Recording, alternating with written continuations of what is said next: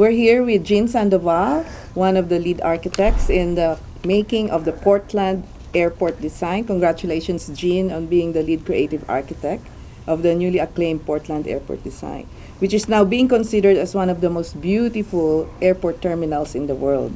Can you please talk about your inspiration for your design? Well, hi, this is Gene Sandoval. Thank you for inviting me. This is a great opportunity to introduce you to our creation. It's about 10 years in the making. The Portland International Airport comes from a lot of things, but mostly a lot of Filipino things. Primarily thinking of, one, the use of natural materials. As you know, that's what we growing up in the Philippines, where we built everything locally and within what's like a stone throws away. In this case, we use wood. And then there's also the notion of bayanihan, with the term in Filipino, which is you let the community be a part of building something. This airport is the first of its kind when we try to keep the money in the local economy, within the local businesses, the local trade, and the local resource. So in that manner, all the wood was supplied within 300 miles of that airport. And a lot of new businesses were formed, about 150 new businesses, small businesses, and to create this building. So it is a building built on its place, from its place and from its people, which is in Filipino in the way small towns where everything is, the kubo was built from the bamboos around you, and it was normally a team build by all the people around the community. In some ways, it's bayanihan. Mm-hmm. What were some of the guiding principles that you used in this design? Go ahead. Oh, sorry, I cut you off. No, like a passenger walking in a forest. So the ask was like, how can you build an airport that could expand to double its size, which from 19 million to 35 million? Second thing is to be the most sustainable airport in the country or in the world, in terms of energy, but also in terms of its kind of carbon footprint. So both operational and embodied carbon. But the most important thing is, how do you create an airport that it's about the passenger experience. It's the most comfortable, less stressed way of maneuvering to an airport. And so this idea of a walk in the forest kind of stood in our heads, because that is sort of the most memorable thing that you do in the Pacific Northwest, was walk through the evergreen forest and deciduous forest. It's an iconic memory in all of our minds. Mm-hmm. And you and your team traveled around the world, like Hong Kong, San Francisco, and more. Can you please tell us what you learned from all these travels? Well, one of the things that we did before we started this project 10 years ago was to learn from the best and learn from their mistakes, or learn from their very good practices, and create a world-class airport.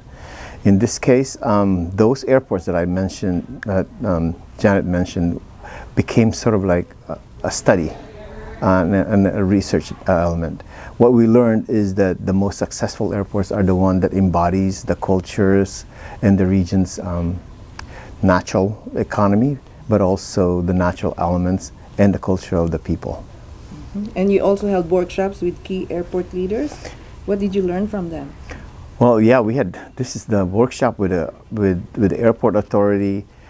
Started from day one. What we wanted to know, or what we learned and wanted to support, was support their vision to create the very best airport in the country, to create an airport that's probably one of the most sustainable one, and then finally enliven the passenger experience, and also enliven the workers' experience for the airports, so it can be the most comfortable airport with the highest level of service. Mm-hmm. And your design also produced 70% reduction of carbon footprint. Can you tell us more about that? So actually it's 135%, I believe. And what do I mean by that? So there's two kinds of footprint. One is embodied carbon, which is the building material. And the second thing is the operational carbon, which is energy and light, use of electricity and fossil fuel. Let's start with the operational carbon, that is energy use. This airport is probably about 90% fossil fuel free in terms of what we use to run it.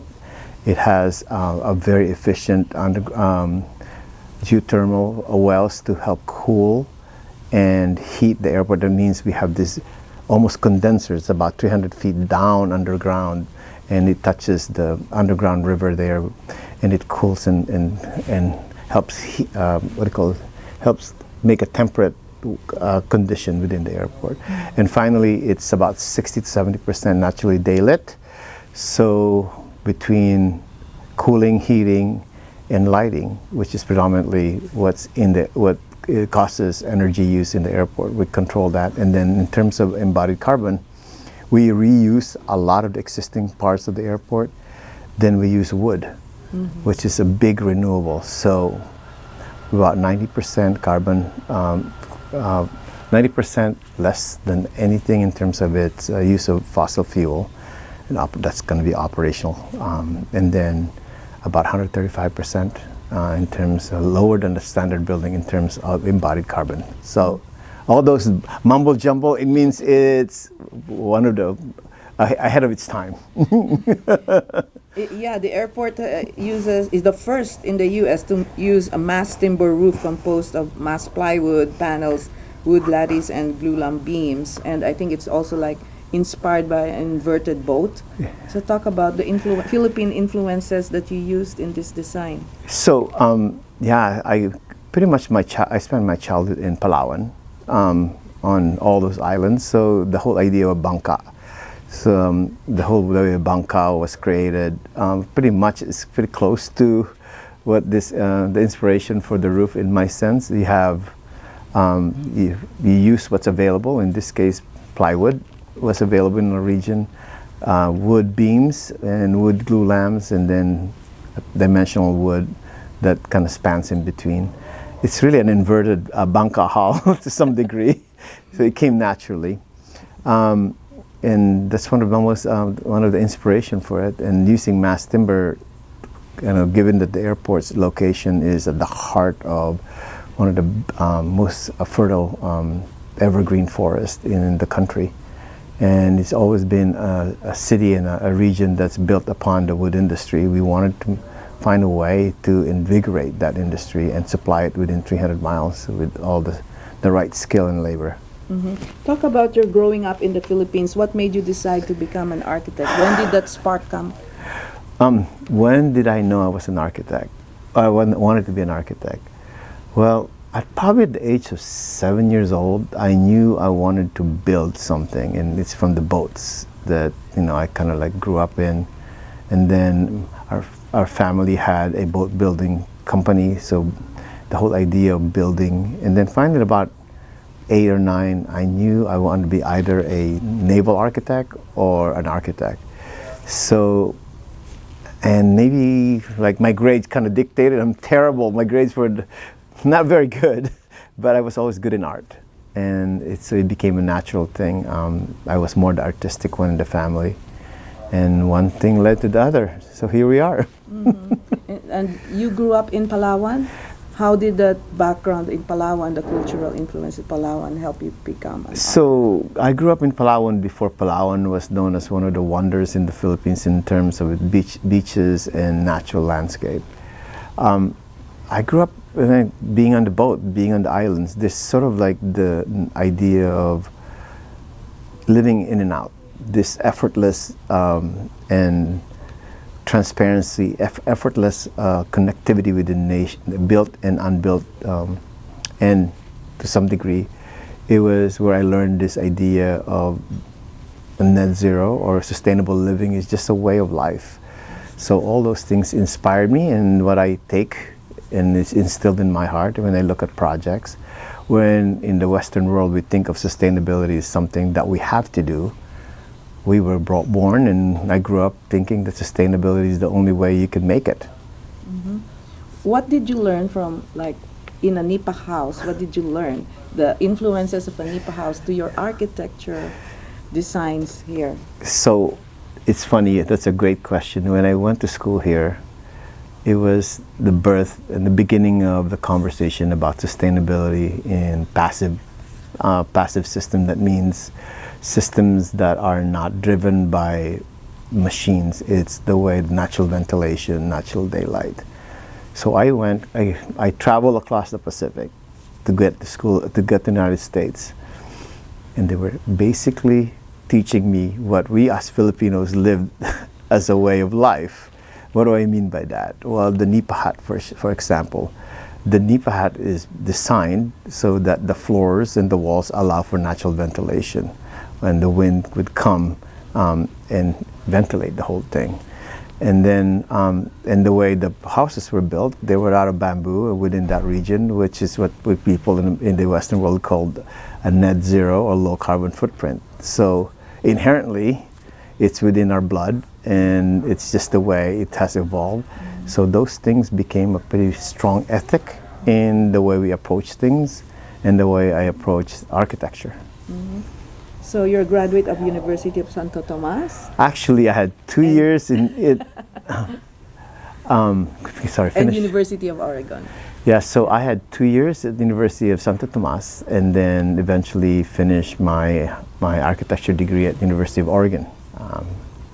Yeah, and you know, UST is also one of the oldest universities in the world, older than Harvard, and they are building, most of the UST architecture students are just drawing the architecture. What did you learn from your short stint in UST? So the UST was a great formative years because they would call the University of Santo Tomas educations more Beaux-Arts.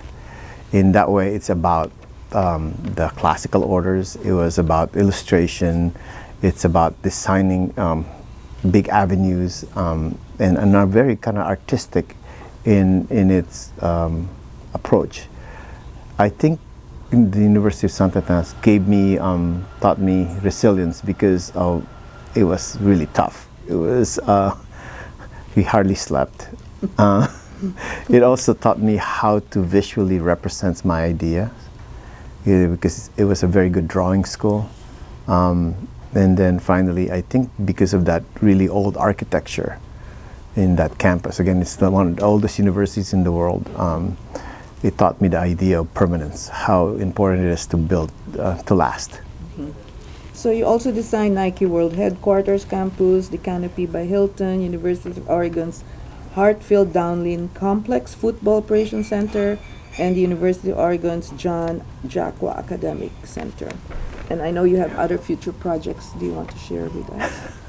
Well, it's been a great, great life, right? I always sometimes wake up in the morning saying, it's been a wonderful life for a Filipino immigrant to actually come to the States and kind of make a mark to some degree. Having the chance to work with Nike, creating the headquarters, working with Phil Knight, the owner, and to help them create this vision. Work with Google, work with Adidas headquarters in downtown LA, and then airports, and hopefully do an airport in Los Angeles. So if you look back at this brown boy in the beaches in Puerto Princesa, it seems impossible, but I would say that it's been quite a career, quite an opportunity to come to a country where you're embraced and you're allowed to have a platform to have the opportunity like everybody else. That's the American dream. Yes. How would you describe your style of architecture, and who are your influenced you in your architecture? Who are my influence in architecture? That's one of the things that you asked me earlier. One of the things that I found profoundly amazing about American education is American education was based upon this great resource of knowledge. When I remember coming to the University of Oregon when I was 18, having had 2 years of education in the Philippines, I was blown away by three things.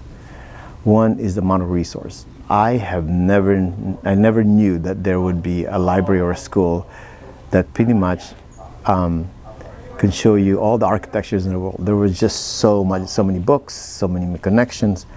Second, the education in America is about teaching you. It's about being accessible. The professors were there to help you become the best you can be. Unlike in the Philippines, it's like the other way around. You have to prove to your professors, and So there's an idea of being able to helping you to craft yourself, to evolve yourself to the best version of Eugene or Gene. And then, but the most important thing I would say is that the inspiration to think. I think this education that I have is all about teaching us how to think rationally, how to have a logical kind of order in the way you approach architecture.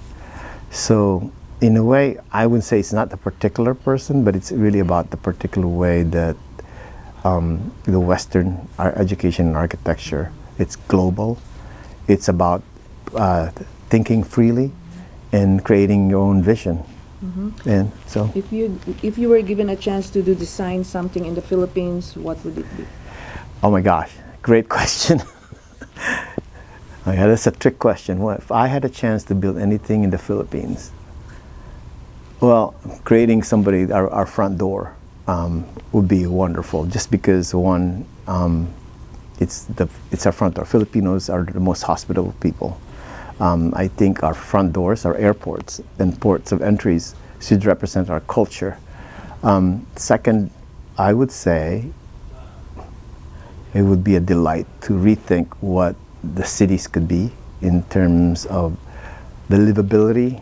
And then so I have the third one is actually talking about how we can build the way to build for the weather.